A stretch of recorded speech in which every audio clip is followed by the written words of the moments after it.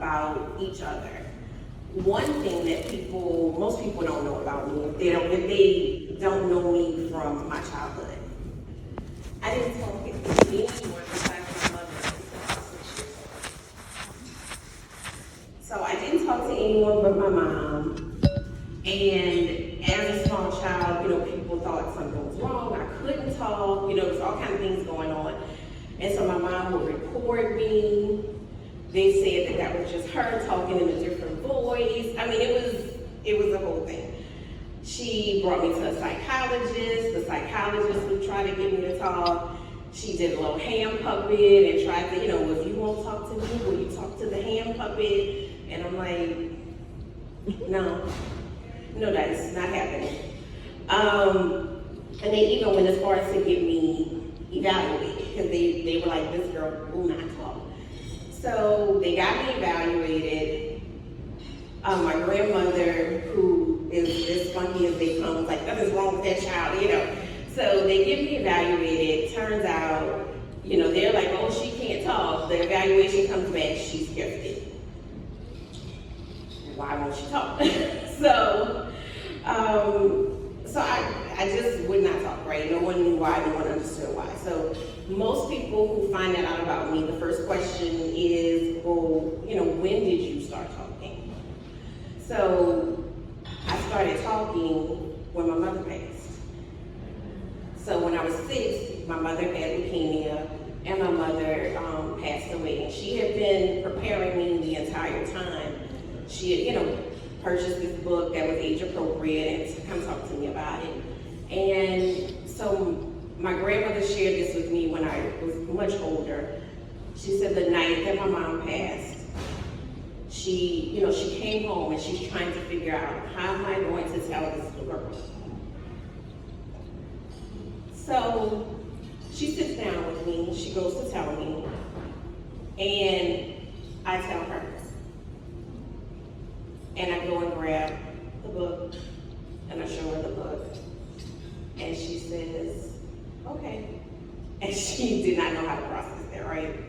So after this, I start talking. So, people hear me talk, but I'm still that shy girl.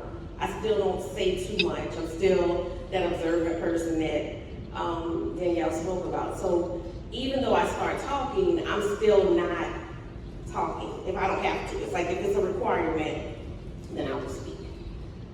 And I went through life like that for a very long time. And so the next question people ask me is, why did you talk?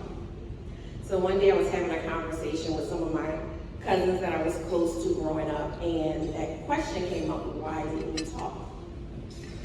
The reason I didn't talk was because when I observed and I realized what other people were saying, thinking, doing, it felt so different than what I was thinking.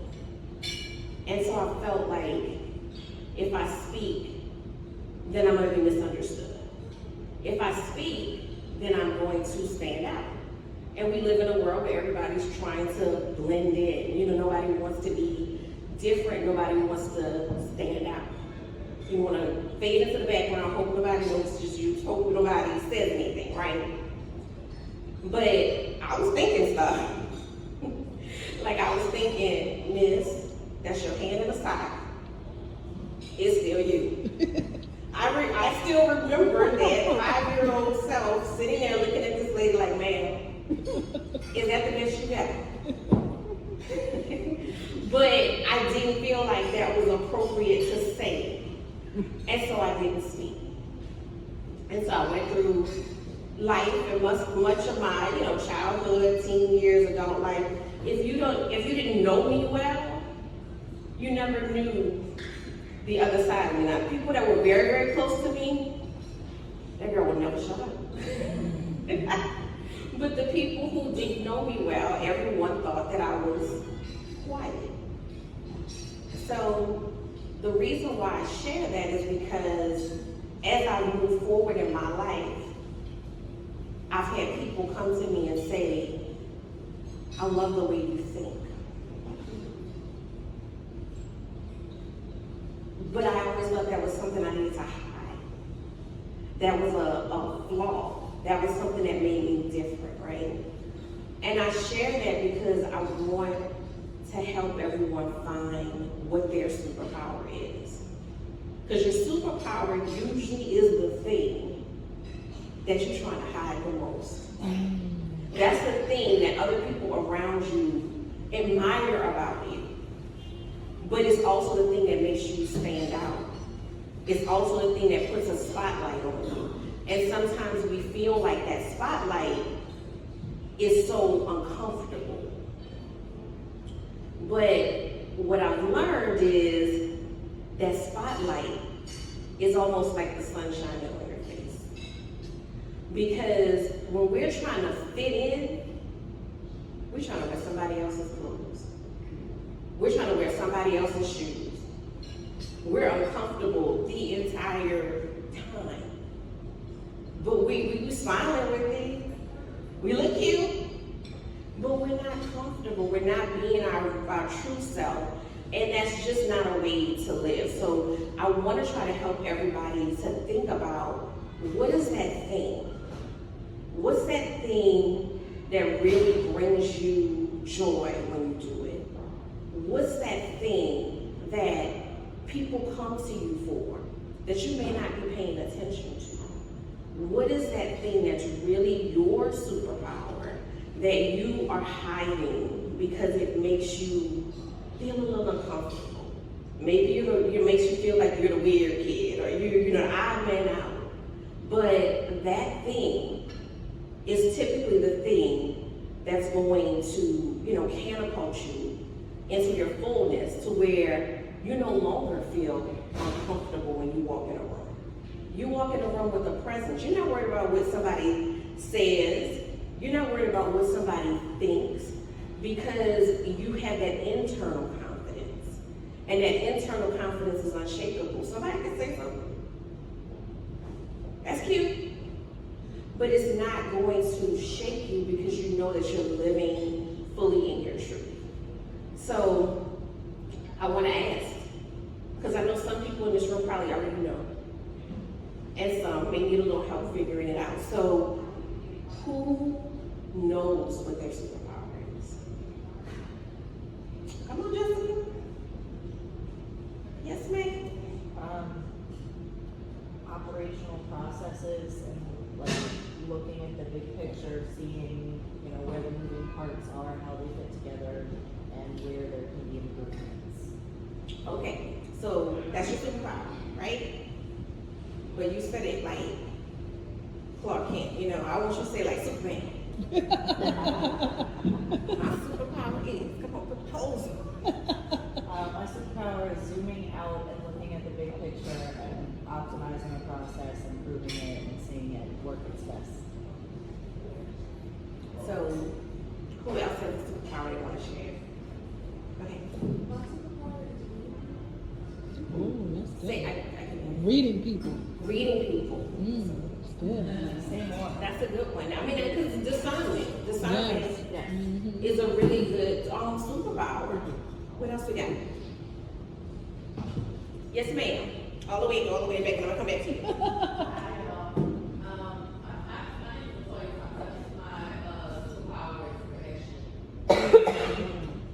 That's a beautiful one. That's a beautiful one. Go ahead, Lisa.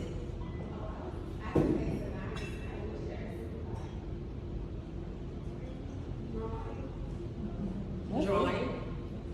That's a really good one. We have a renowned artist right there. She needs to connect with Barry Nine. She has studied in New York, and her work is global. She's done lots of work at Xavier University. She has so many paintings. Barry Nine right there. Raise your hand, Barry Nine. Yes. Very good. And that's a beautiful thing too, because your superpower will connect you to people that you need to be in alignment with. So, anybody else want to share their superpower? Yes.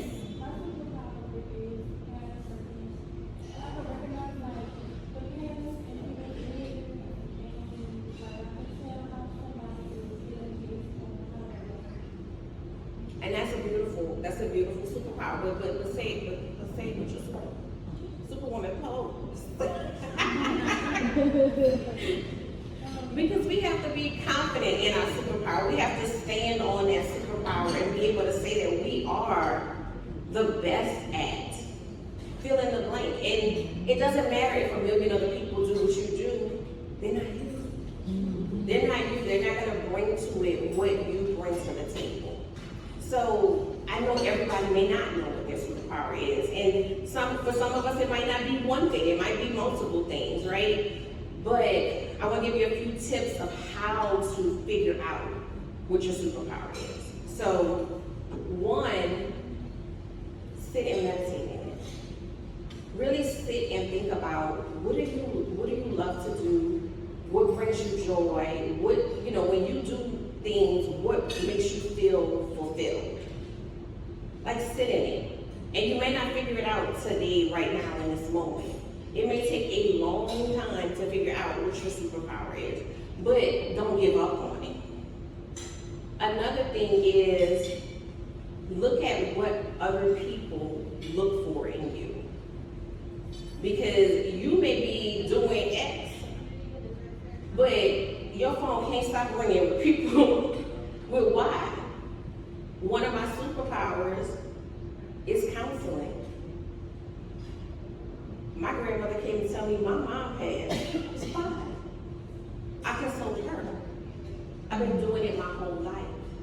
And so that's the other thing about a superpower. Sometimes because it's something that's so innate in us, we don't realize it's a superpower. We just think it's just regular. When people would come to me and say, I want to know, I want your thoughts on this. And I give them my thoughts and they're like, wow. And I'm like, what? That's just how my brain works. Like, it's just how it works. So I never thought of it as something unique or special because I just woke up this morning and that's how I was. But each of us are uniquely made with special gifts. So just because it is special, just because it's normal to you, does not mean it's not special to the world. So look at what people are asking you about. Look at what people seek you out for. And if all else fails, ask. Ask. Every so often I put a post on social media, describe me in one word.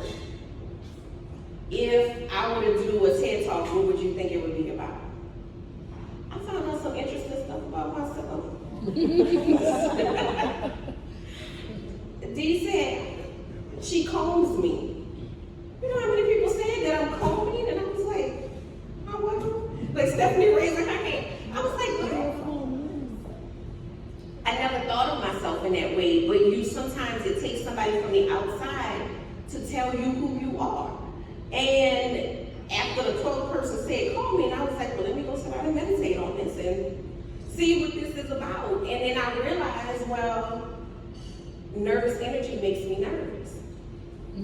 So I just naturally calm people because it makes me comfortable. It's not really so much about them as it was me, but because it makes me comfortable. But then I also know that calm minds solve problems. So then I had to reflect on that and lean into that because that is who I'm showing up as to other people and then find that valuable. So don't settle for fitting in. None of us will wear too tight clothes that's for somebody else. Be comfortable and stand boldly in yourself. Know what you are great at and bring that to the table, because when you bring that to the table, no one can top you at being you. So stand in that. And I'm going to leave you guys there. I just want you to, once you figure it out, once you lean into it, one, those of you that know me in the room, don't tell me it and you're not going to walk in it.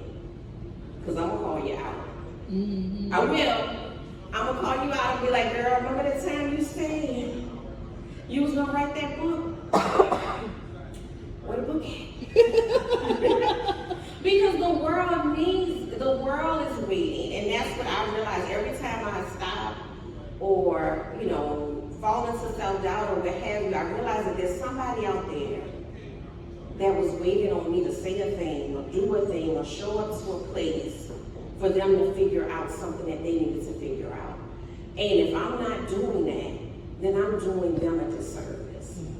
So once you know what that superpower is, do something every single day to continue to walk in it. To make sure, and it don't have to be huge. It can be something as simple as going live and sharing your insight. It could be something as simple as writing a piece of content.